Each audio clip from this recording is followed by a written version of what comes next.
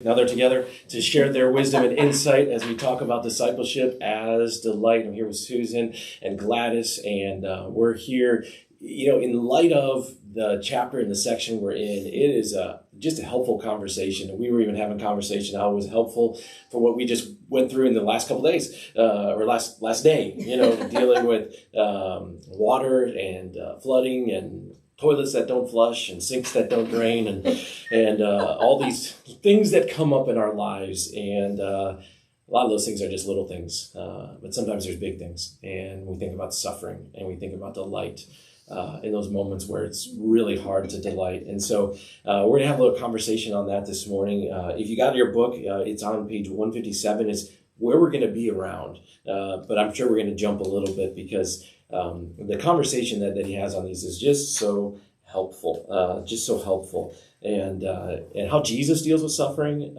is helpful for us too. And using Jesus as a model is always a danger because we're not Jesus, we're not the Son of God. But yes, we are in the same sense though, experience some of the things he experienced. And so just want to open it up this morning. Thanks for joining us. Thanks for joining us in the conversation. Susan and Gladys, thanks for being here, being willing to talk about suffering. Because that's one of the things too is we've got to address it. Yesterday I called it kind of the elephant in the room, and too often we want to just lay it aside or just say, I just got to go through it, or that's just the pain I got to bear, or the cross I have to bear, or we don't even want to talk about it because suffering's hard, and I think part of it is our framework maybe of thinking about suffering makes it pretty hard too. So I don't know, Susan, or Gladys, any initial thoughts? Maybe it connects with something you read, or just as we think about suffering and obedience in Jesus and ourselves. Gladys, you're funny. You're so funny, Gladys. Well, I have a myriad of thoughts about this, but I think one of the big problems is he brought it up. I don't know where he brought it up, but he talked about obeying, that situation of obeying. And we really do not use the correct definition of the word obey, because he said something about it means to listen and then to honor and believe what it is you do. And it sort of became clear to me when I was reading it, and I marked it. I found the highlight. It's on 158. Oh, 158. Well, maybe? The thing that I was talking about was when he brought up Abraham and Isaac. When he brought that up, because like he said in here, when I read that story, I thought, are you kidding me? This is awful. And what it was Abraham, it wasn't so much that he was testing Abraham, to see whether or not he would kill his child. It was to see whether or not he heard and listened and then kept true to what it was he knew. And I think that changes a little bit the definition of obey, because he kept saying, things like, you're not a dog, you don't sit and accept treats and go, thank you, more, can I roll over now, and do all those doggy things. And I think that was sort of an important point with the word obey, because I think we do have a definition problem with the word obey. I think we all do. Yeah. That's with a lot of words, isn't it? We get confused, and we have our own, and maybe it's the negative experience of that, of obedience. And I think I found one of the definitions I highlighted and started was on 158, where he says, you see, the Greek word for obey combines the action of hearing and holding tightly. That's it. Yeah. And in that sense, doing or putting into practice. To obey is first to hear, and then to put yourself under what you have heard and hold on to it for dear life. Because that's right. I think of obedience too often in the sense of like, I told you to do this. But that's not what we're talking about here. Is this I told you something, but I want you to hear it and hold on to it and put yourself under it. So really good thought, Susan, starts off here. All right, Gladys, you get to follow that. And she is perfectly capable of doing that. Absolutely. No, I mean it's pretty much the same, and how hard it is for us to not only understand what obey means, but to do it. It's just the hard part of just surrender and humility, not humility, but be humble. Be humble to trust in who is telling you what to do. And first God, of course, always, because he knows what's good for us.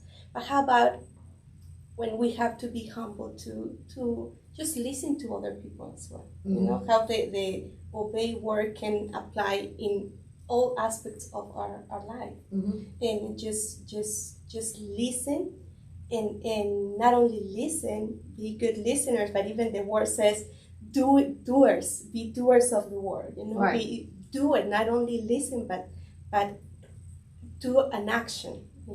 And that's where it really is hard for us to do that. But sometimes I think what you said is doing an action. I think sometimes listening is doing an action. Mm-hmm. Because listening, like when you listen, you're an active listener. Mm-hmm. And being an active listener is actually doing something. Mm-hmm.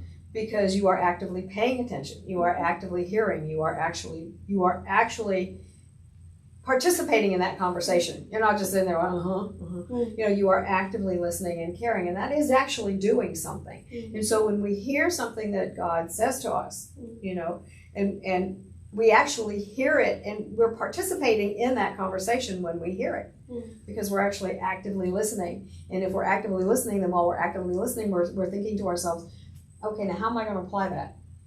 How am I going to make that work? You know, and how am I going to help you with that? And how am I going to fulfill that mission? Now I'm thinking specifically of discipleship. Mm-hmm. You know, how are we going to take what you say, what I'm hearing, and how am I going to use it and help? How am I going to plow the field and get ready for the seed? If it's somebody who's a nun, how am I going to take what you're telling me and plant and provide the Holy Spirit a place to get in there and plant that seed? And I think it is easier to the ideal way to see it, but how many of us stop just by listening, and it's here, and then go the other way? You know, it's like it doesn't happen in all of us. Right. And of course, I mean, we are in different season of our lives and maturity. Yeah, it's understandable, and God understands also, but it's just that when God talks to us, it's just not just to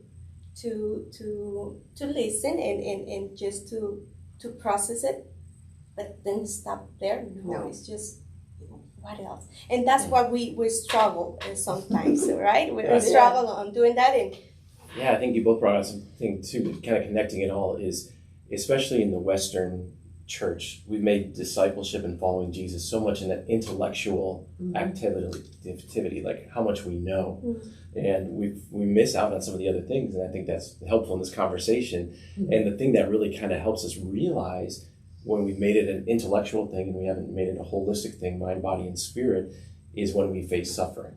You know, because if it's just an intellectual ascent, we're suffering is really hard to understand, because we spend so much money, time, and energy to avoid suffering for whatever we can do. You know, like, and I think recently I got a new car. You know, I hate getting cars. I hate car shopping. You know, but I had to replace the car, and you know, and one of the things that came with it was that I didn't want was heated seats, right? Because like we live in South Texas, we don't need heated seats. You know, but I thought about that. You know, isn't that interesting that like how many more things we add on to things? Cars are a good example, because there's so many things. I mean, this car is like 18 years newer than my last car, so when I first sat in it, you know, the guy that showed me how to turn it on, you know, literally how to turn the car on, because I'm used to keys, just buttons now and all these other things. But I say all that to say, you know, we get so used to our comfort and avoiding suffering that when suffering comes, you know, it's hard, because we realize we can't avoid all of it. And how do we do that? And how do we look at especially the suffering of Jesus? And I think you were mentioning the story about Abraham and obedience. I think I found the quote is on page 162. He talks a little bit about Abraham, and God said Abraham's offspring would come from the son of promise. So when Abraham obeys God and goes to sacrifice his son whom he loves, Abraham is hearing and holding on to, quote, obeying the promise as well as the command. So that's why in Hebrews says Abraham reasoned that God could even raise the dead, and in so manner of speaking did receive Isaac back from death. and thinking of Jesus and holding on to both the promise and the command in light of both those things. And suffering isn't just theoretical. Suffering is lived out in real life, as I think it's mentioned somewhere in there too. Exactly. I mentioned something here. I knew it's on page 170 because we take from Abraham into Jesus, and that paragraph says Jesus knew hunger for you, Jesus knew thirst for you, Jesus knew exhaustion for you, Jesus knew temptation for you, Jesus knew grief for you, Jesus knew suffering for you, Jesus knew death for you, and all that is Jesus was willing to take all those things. And it's like it's sort of a funny thing in that Jesus did these things holding fast to the constant knowledge that there was more, that the promise was made for more. While we tend to sit there and go, oh, really? Again? Do I look like a doormat to anybody in this room? And, we tend to dwell there. Yes. We tend to dwell there. But Jesus was capable of suffering through each one of these things, the temptation after the baptism and go through all that. And he went through all of that knowing full well that the promise was there, and he held fast to it, which I think is hard for us to deal with when we're doing the Easter service and we're doing a Good Friday service and all that, because we're going, oh, this is so terrible, we get stuck on Friday. And we sort of get stuck there. And I really like what he did in here too when he connected all the things, when he did dash, birth, baptism, made it all like one thing to show that it's like never ending. It's just it's that unified reality. Yeah. Because and suffering is where it's so easily for us to live in that moment and stay in that moment. Mm-hmm. And when we can put it in the bigger reality and see it in light of Jesus, that helps us actually move forward. It doesn't mean the suffering's good, but it helps us see it in light of the bigger story. What's God up to in the midst of all this? And it is important also I think suffering, it is harder on us because we only see the pain ourselves. And that's, I guess, the problem of humanity is just the selfishness. When you put your eyes on you only and your pain, and you forget about everything else, you forget about the promises, is when it is going to be hard on you. But Jesus was able to go farther and just see the promises, see the hope. And he showed us how. Everything he did, everything he went through, he always had something to say about it. He never went through something and just suffered. He always reminded us of a promise, or at least as far as my mind has been able to go back. I could be wrong about that, but as far as my brain's been able to go back, and it isn't really all that good. But whenever he went through something, he was always able to say, this is, go back and give us a promise to go with it, at least as far as I could remember in my head. Yeah. Well, it's that whole promise in Matthew, come to me, you who are weary and heavy laden, and I will give you rest. But don't forget the second part, and take my yoke upon me and learn from me. And so learn from me, and so it's not, that's a good point for Susan. Good insight. But I will be honest and speak up and say I have a problem. Okay, I did. I had a problem, and I'm not gonna. I don't think I'm ever gonna be able to get over this one. I just don't. I'm just gonna say this right now. Okay, on Good Friday, I think it's Good Friday. We sing, "My love is love unknown." My song is love unknown. My song is love unknown. Yeah, there it is. Okay, all right. Verse 5. Because we always sing the whole thing, Pastor. We always sing the whole thing. Okay. He says, "Yet cheerful he to suffering goes." The first time I sang that, because I never sang that before I came to this church. The first time I sang that, I was just singing along, and I was like, did I actually say cheerful? Yeah. Did I sing? No, I'm not doing that again. So we sang it again, and what did I do? I sang it again. And I went, no, I'm not going to. So what I did, I went home on my calendar, and I wrote, do not sing cheerful. Do not sing that. That is weird. No. Yeah. And so I didn't. This year, I just said, no. Yeah. You know, I don't know that I'm ever, no matter what he says in here, You're not ready to buy it. I just don't think I'm going to be able to get past that word cheerful. Uh-huh. I could take lovingly, I could take gladly, Yeah. but cheerful, no. How about joyful? Because that's the Hebrews passage, right? For the joy set before him, endured the cross, scorning its shame. And so it's connecting it to the bigger story. Yeah. No, I would say, well, that whole argument in my head, and I'm so, no, I'm not doing that. I do have a problem with that. It's hard. Yeah, that's a hard one for me. Yeah. And on page 160, it's kind of like what he's explaining, right? How the world will see how God will allow His Son to suffer this way, and then use the word please, for pleasure of the Lord. But then it's beautiful to understand why. To somebody took the time to study and to tell us and explain us what really means about that, to have a better understanding. Go ahead. Yeah. No. Because I was just going to say, I think that right there is sort of the crux of the problem. That right there is the thing that it says, because I know in talking to some of my friends who are not Christian, or who are nuns or something else. I have some Muslim friends too, and we get to the part where he says in here, because I was thinking this, but I was surprised that he actually used the words. He says, somehow the suffering and death of Jesus brings the Father pleasure. That offends me. That seems to make, this is back on page 160. Yep. He says that seems to make the Father a sadist and the Son a masochist, or both. And when I have had people say that to me. And I think, and going back to the discipleship thing, the discipleship, I think one of the things is that Christians kind of speak sometimes in code. And people outside don't know the code. And they don't understand when we say things like, the will of God and all that sort of stuff. And we say this is God's will and stuff like that. We're speaking maybe sometimes in code. Sure. And they don't understand the code.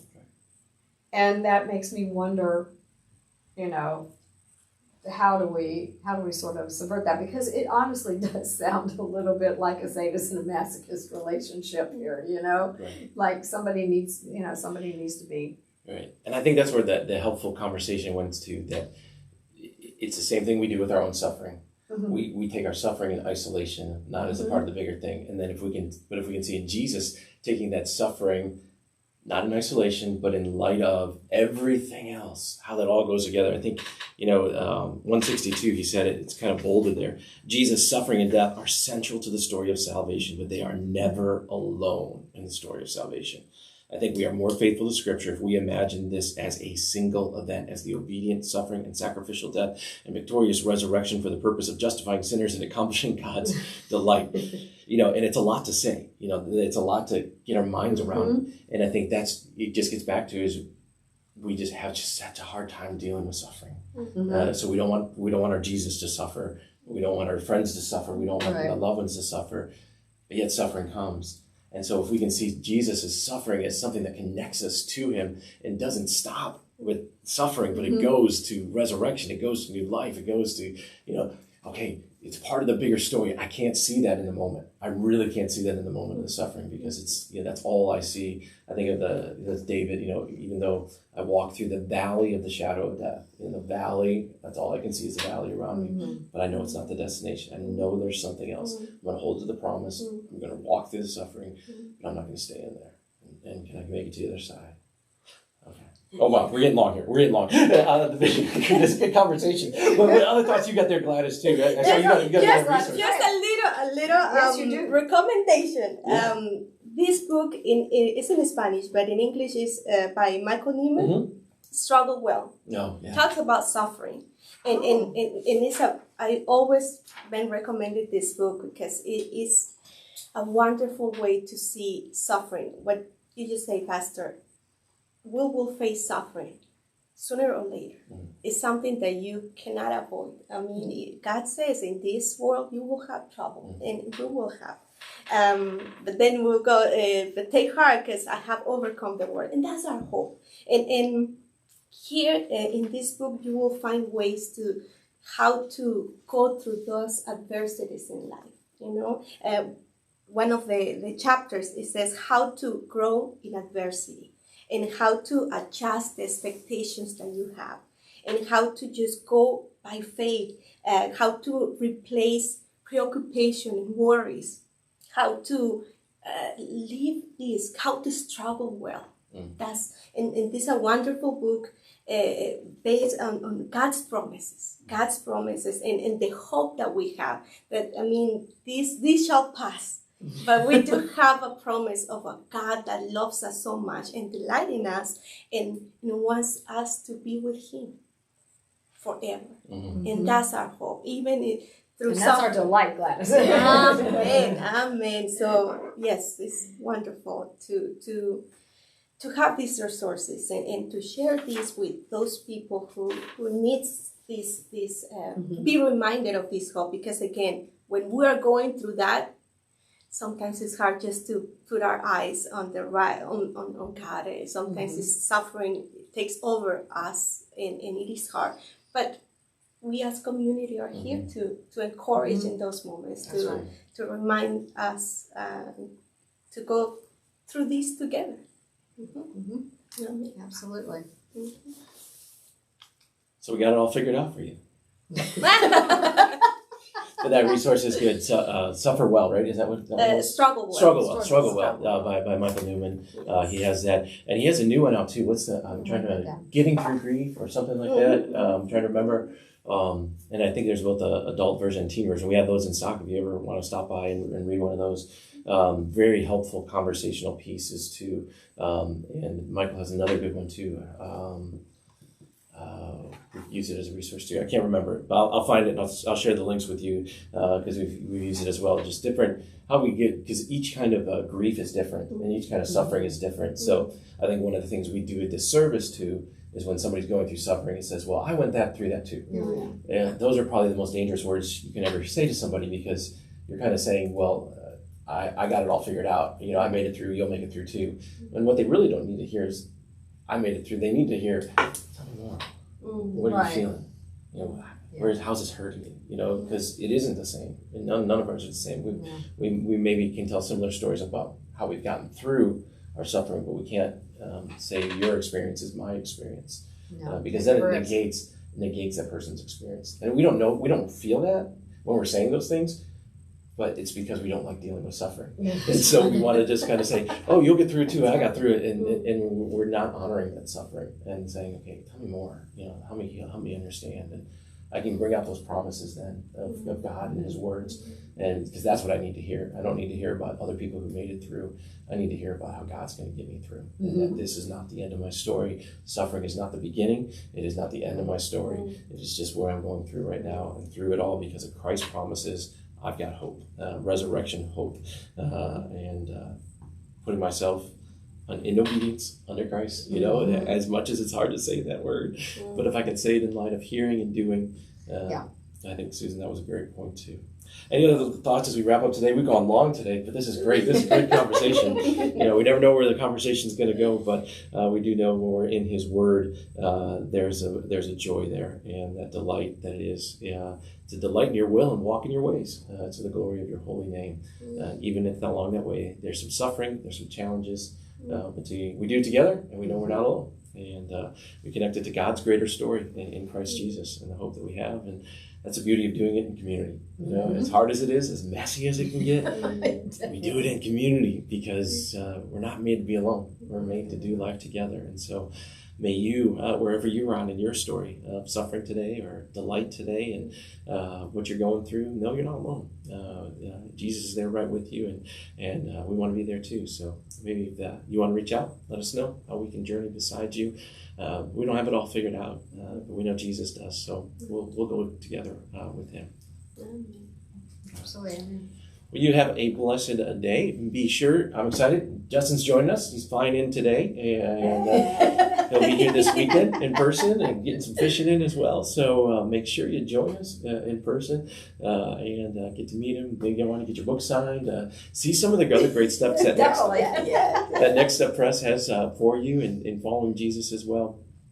really good stuff out there and taking that next step. Don't try to take the next leap. Take the next Yeah. step. Don't be overwhelmed, but let that word take its time and as you follow Jesus together. Any thoughts? Okay, did I forget anything? Okay. Yep. See you this weekend. See you this weekend. Yes. Hopefully in person and we're online as well. God's blessing as you go about your day.